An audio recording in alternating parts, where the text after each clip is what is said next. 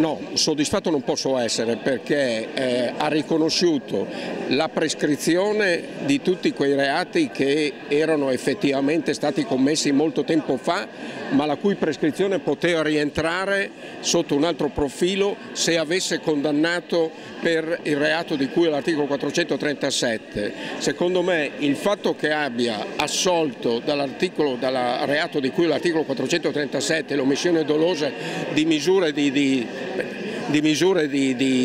sicurezza ha comportato la prescrizione di tutti i reati, sostanzialmente anche quelli che erano stati, anche diciamo gli omicidi colposi. Questo reato qua era una cosa piuttosto complessa, però avrebbe raccolto e giustificato la condanna anche per quei reati che si ritenevano prescritti. Sul fronte dei risarcimenti? I risarcimenti relativamente a quelli per i quali è stata riconosciuta la responsabilità sono consistenti, perché ci sono delle provvisionali che variano dai 250 ai 300 mila euro provvisionali, quindi per quello sono alti, però le condanne sono state molto limitate, adesso non dico l'entità della pena, ma molto limitate nel numero, insomma, e nel riconoscimento delle responsabilità per i reati, per i singoli reati.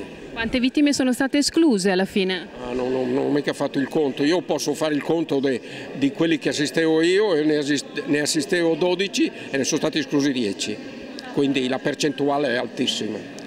È per quello che io non sono soddisfatto proprio. Sono passati quelli che non potevano non passare, in parole povere. Mesoteliomi, per cui